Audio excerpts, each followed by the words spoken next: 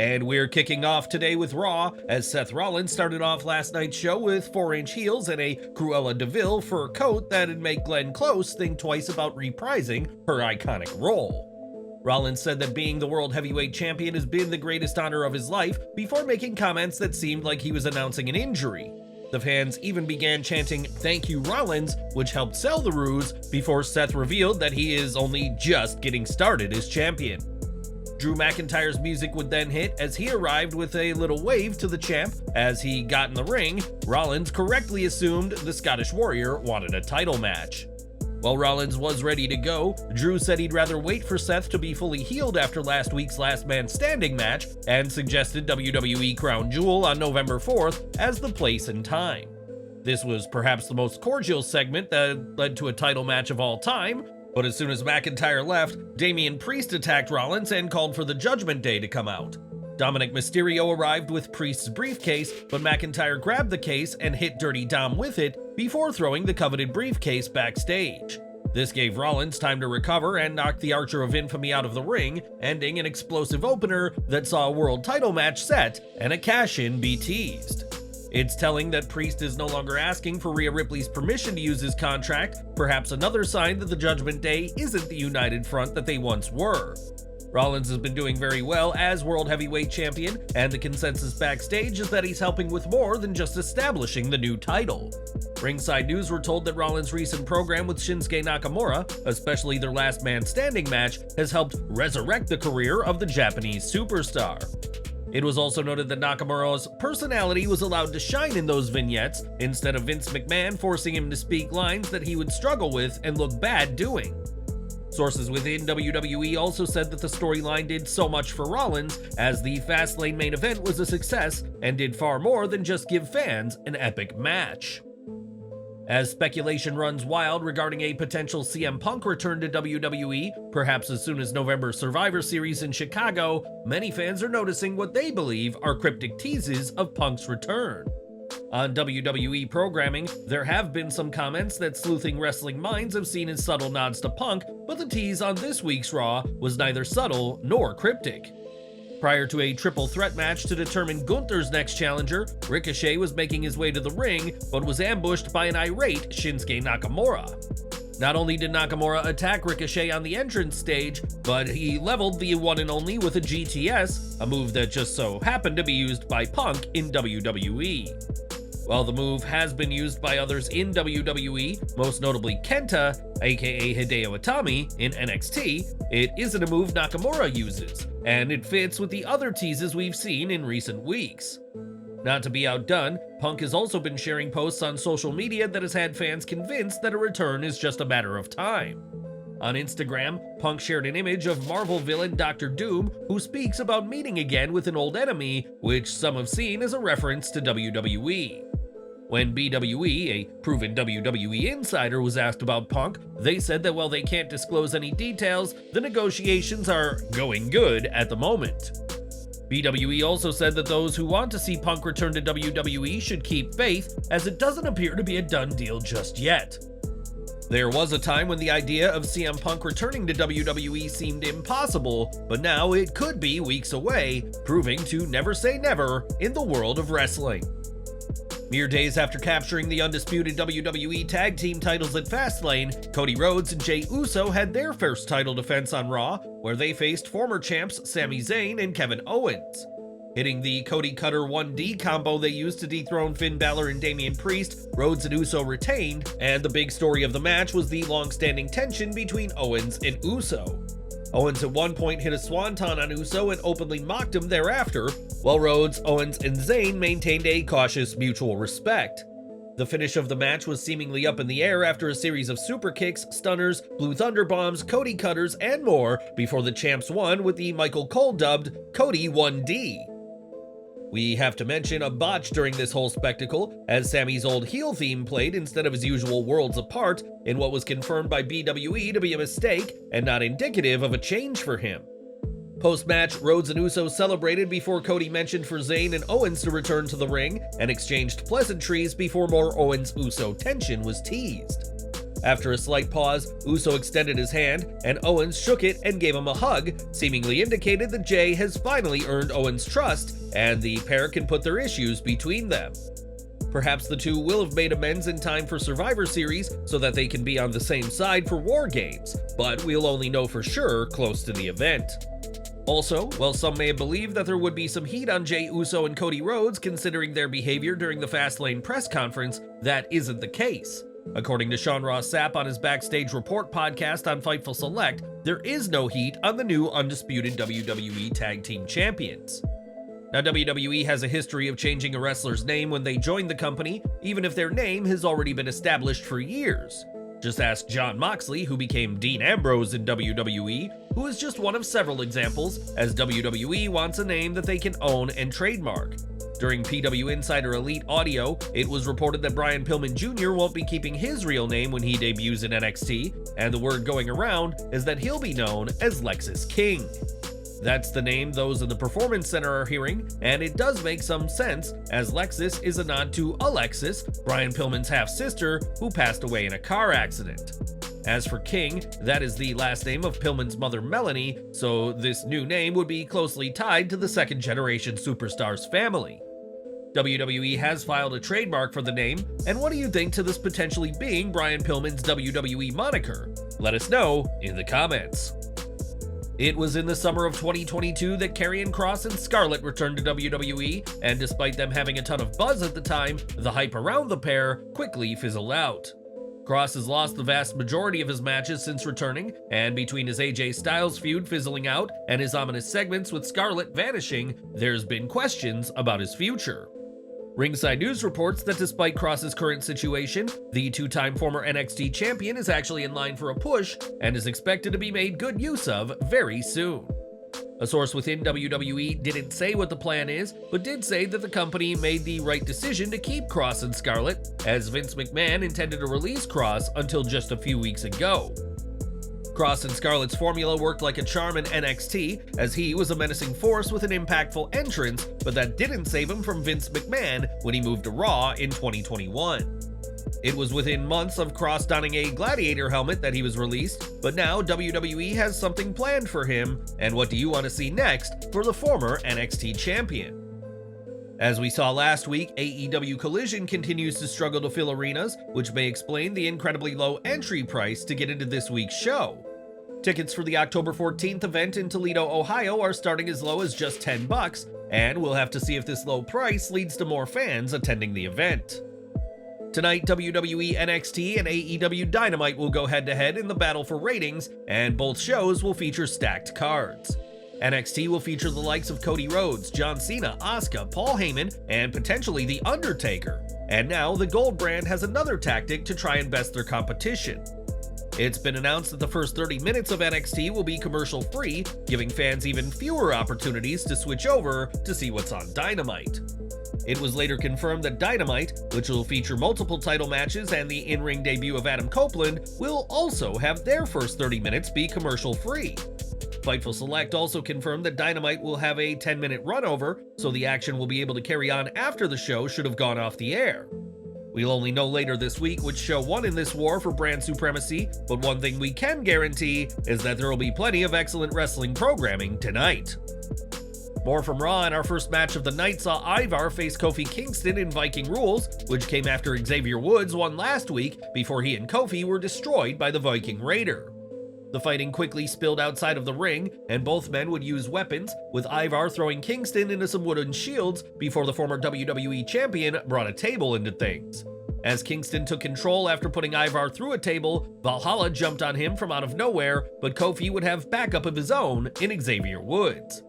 Woods would bait Valhalla into running into the barricade, only for Ivar to crush the gamer into the barricade too, and when Kofi attempted Trouble in Paradise, Ivar caught him mid-move.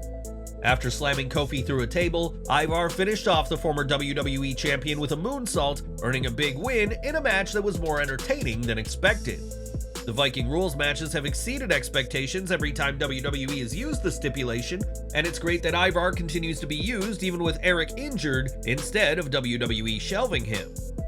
Raw also saw Nia Jax face Raquel Rodriguez, which comes weeks after Jax returned to WWE by attacking Raquel, and the two wasted no time in throwing haymakers in the ring.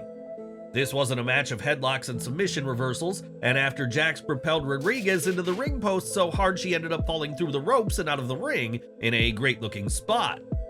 In what is something of a cliche, Rodriguez tried and failed to pick up the larger heel before lifting Jax successfully, though went for a powerbomb instead of the traditional body slam. The pair were firing on all cylinders before Rhea Ripley, complete with new hairstyle, attacked Jax to cause a DQ, and Shayna Baszler would also emerge and end the segment with a nasty-looking knee to Ripley's face. Even though this match was between Jax and Rodriguez, Baszler and Ripley stole their thunder a bit at the end by setting up a possible title bout. That match will be exciting, but WWE goes to the DQ well too often, and it feels that when it comes to Jax and Rodriguez, nothing was really settled in their feud. As we mentioned earlier, Ricochet was attacked by Shinsuke Nakamura ahead of a triple threat to determine the next challenger for the Intercontinental title, but still fought in the match with Bronson Reed and Chad Gable. In the end, it was Reed who got the win over Gable, earning himself what will no doubt be a physical title match with Gunther for next week's season premiere of Raw. During a recent NXT, the Schism went through a big change, as Joe Gacy indicated that he is on his own now, seemingly ending the group for good. Gacy is still with NXT, as is Ava, but Sean Ross Sapp reported behind Fightful's paywall, Rip Fowler and Jagger Reed are no longer with WWE. Though it was reported that the Dyad were free agents already, they're not quite free and clear just yet, but have finished up their time on WWE TV. As for their contracts, they will officially expire in mid-October, and that is when the duo are expected to officially leave, and this comes after they requested to be released earlier this year. Before the Dyad, Fowler and Reed were Zach Gibson and James Drake, and competed as the grizzled young veterans on the Indies before becoming the first NXT UK Tag Team Champions. PW Insider would add that their deals will expire this weekend, and that there has been interest from multiple companies in the US and Europe, but it's believed that the pair will remain in the States. We'll have to see what's to come for the pair whose time in NXT didn't match their NXT UK success, but they'll soon be free to pursue opportunities outside of WWE. JD McDonough looked to prove himself to the Judgment Day by taking out the man who stopped Priest's cash-in earlier on the Raw, Drew McIntyre, but that proved easier said than done. McIntyre dominated his smaller opponent until a Dominic Mysterio distraction allowed McDonough to turn the tide by targeting McIntyre's knee. McDonough had to rely on Dom's help more than once to keep in the fight, but in the end, it was McIntyre who got the win with a Future Shock DDT Claymore combo. This match was what it needed to be, a glorified squash that showed McIntyre's dominance and exposed McDonough's shortcomings to the Judgment Day, and while it wasn't long or memorable, it served its purpose. On last week's Raw, Tommaso Ciampa lost to Intercontinental Champion Gunther and would be saved during a post-match beatdown by the returning Johnny Gargano. The DIY allies hugged as Raw went off the air, and as this week's Raw saw the pair have a sit-down interview with Wade Barrett, as Ciampa explained that they always wanted to team together on the main roster. Their interview came to an abrupt end as Ludwig Kaiser and Giovanni Vinci attacked the pair, showing that DIY's beef with Imperium is far from over. Next up was the NXT Women's title match we should have seen weeks ago, as Becky Lynch defended against Tegan Nox. The match started off clean, which is no surprise considering they're both faces, and this was a breath of fresh air, as the style of the match was different from your standard heel-face affair. This was a solid match that made Nox look better than she has in a long time, and while it was Lynch who won and retained her title, this match did more for Tegan Nox than anything else we've seen since her return to WWE. So that was Raw, and typically WWE can be a bit light on the action during a post-PLE show, as they spend time setting up the next set of feuds, but this week's show had really solid wrestling. Lynch vs. Nox, the Triple Threat, Ivar vs. Kingston, and the tag title main event were all entertaining in different ways, and the non-wrestling segments were also strong, as was the build to Crown Jewel. Matches were also confirmed for next week's season premiere of Raw, which will see Bronson Reed challenge Gunther, Ricochet and Shinsuke Nakamura face off in a Falls Count Anywhere match, Rhea Ripley take on Shayna Baszler, and Jey Uso and Cody Rhodes defend against Finn Balor and Damian Priest. All in all, this was a strong week for the Red brand, and with WWE loading tonight's NXT to compete with Dynamite, it looks like there will be a great week of wrestling ahead of us. With rumors that CM Punk could be returning to WWE after nearly a decade, it seems everybody has had their take on whether this is the right move. On his 83 Weeks podcast, Eric Bischoff addressed a possible Punk return, saying that while he'd be good to help maintain momentum in WWE, the company already has a lot of great things going. Bischoff also addressed the possibility of Punk returning in Chicago at Survivor Series, saying that WWE is going to garner a huge reaction at the event, and that Punk adds no real value in this situation. Some have said that CM Punk would be a liability to WWE if he is brought back, and Kevin Nash has buried the idea, saying he caused plenty of unrest the last time he was around. Ultimately, it'll be a decision Punk and WWE's head of talent Triple H will have to make, but it may not be long before we hear Cult of Personality on WWE TV, for better or for worse. During the Grand Slam edition of AEW Dynamite, Jon Moxley suffered a concussion that led to the finish of the international title match changing and Rey Fenix winning the gold. While Moxley is expected to make his in-ring return tonight, he was supposed to compete at Pro Wrestling Revolver's event, but was pulled from his planned Lucha Street fight with Gringo Loco. Instead, former WWE star and ex-Impact World Champion Rich Swann replaced him, and after the match, Loco accused Moxley of being afraid to face him, hinting at a match down the line.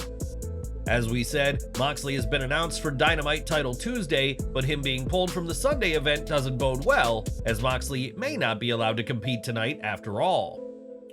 At Fastlane, LA Knight arrived in style with a Slim Jim sponsored sports car, no doubt a bonus of his victory in the Slim Jim Battle Royal at SummerSlam in August. It wasn't just the WWE megastar who got to drive the car though, as on Instagram, a fan shared a photo of Knight teaching the fan's fiancée how to drive, as she didn't know how to drive the car in reverse. Knight emerged victorious at Fastlane and got the win for his team with John Cena, and is expected to receive a major push in the build to WWE's next premium live event, Crown Jewel. If reports are accurate, Knight will share the ring in Riyadh with Roman Reigns, and whatever the outcome, expect the megastar to be mega over when he arrives in Saudi Arabia. Now, the past couple of years have not been easy for Kevin Nash, who lost both his son Tristan and his best friend Scott Hall in 2022, and now Nash has revealed that he has been fighting skin cancer. On his Click This podcast, Nash revealed that he has had surgery to remove the cancer, and later shared a graphic photo of a hole drilled into his face, and we are wishing Big Daddy Cool all the best. Now, Rich Herring served as the Senior Vice President of Government Relations and Risk Management for over 50 years, dating back to the days of the WWF under Vince McMahon Sr. It's also reported that Rich Herring opted to retire of his own accord, with no external influence from Endeavor or anyone else. Despite the desire of many within the company for him to stay, he made the decision to depart. Some fans may recall his on-screen appearance as the officiant during the Randy Savage and Miss Elizabeth wedding at SummerSlam 1991. We'll have to see if Rich Herring goes elsewhere, but it appears that he was able to end things on his own terms in WWE. We are wishing him the best in his future after WWE. During the post-Wrestle Dream media scrum, Tony Khan stated that Adam Copeland has signed a full-time contract with AEW and will be a regular in the ring going forward. There was a time when fans thought they'd never see Copeland wrestle outside WWE, but there was also a time when fans thought they'd never see him wrestle again. But is the ex-Edge making a big mistake? Speaking on his Click This podcast, Kevin Nash said that Copeland joining AEW is a big win for the company, but is concerned about the health of Copeland given his history. He explained, "I pray that Edge doesn't get hurt, but he's a great addition. One of the things, their style is so different than the WWE style. It's kind of an indie-rific, but I believe that bringing in somebody like Edge, he has always worked a main event style. I think you put him with one of those younger guys, stop some of the bad habits that some of the other guys have." The consensus among many is that AEW stars wrestle a more hard-hitting, high-risk style than in WWE, which is exciting, but has also led to several top names being injured over the years. Hopefully, Copeland can remain injury-free for this final chapter of his career, as his health and long-term future for his wife and kids take precedence over anything else. In some other news, WWE gave clarity on Dragon Lee, as he's been officially added to the SmackDown main roster, according to the WWE website. It remains to be seen how he'll be booked in the coming weeks, as fans expect great things from the WWE superstar. Now, life in the world of professional wrestling can be a roller coaster, and that extends to their travel woes. Wrestlers are constantly on the move, having to race across states in rental cars, but these vehicles are often the targets of thieves with belongings vanishing into thin air. Renee Paquette may not be a wrestler, but she still has to travel, and on Twitter revealed that she was the victim of a car break-in, but in a twist of fate, the thief had an apparent change of heart. Paquette gave a shout out to the person that broke into her car, but didn't take any of her stuff, saying that the person must be a respectful criminal. While we're relieved to hear that Renee Paquette emerged unscathed from this peculiar encounter, we can't help but wonder about the motivations behind this criminal's change of heart. Hopefully, this would-be thief realized the error of their ways and plans to turn their life around, but things in life are not always so simple.